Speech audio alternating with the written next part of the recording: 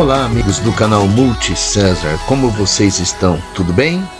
O voo de hoje é no Vale do Ribeira, às margens do rio Ribeira de Iguape, na cidade de Ribeira.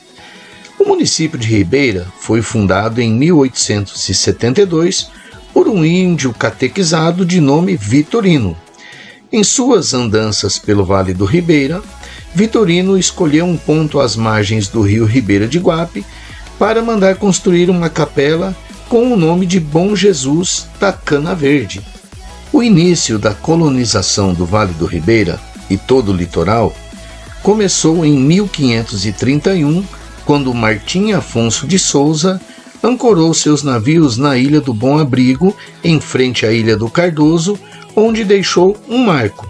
Mas é possível que em expedições anteriores tenham apontado ali outros povoados ibéricos que fundaram cidades como Cananéia e outras ao lado. A cidade de Ribeira ainda é uma cidade pequena, com aproximadamente 3.330 habitantes.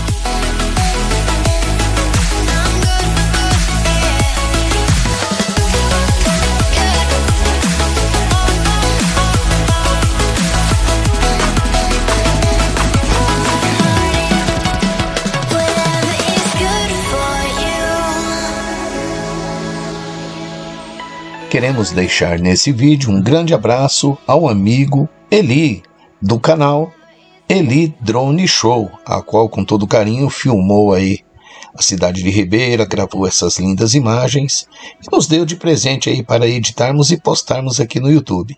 Pessoal, se inscrevam no canal Eli Drone Show, tá aí a logomarca dele para vocês conferirem. Eu quero mandar também um abraço todo especial para o seu David, que é o pai aí do Eli, para a dona Eva, o nosso abraço, nosso carinho, né?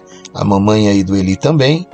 E um abraço a toda a família deles e a todo o pessoal do bairro Cavalheiros, onde o nosso amigo Eli foi criado aí.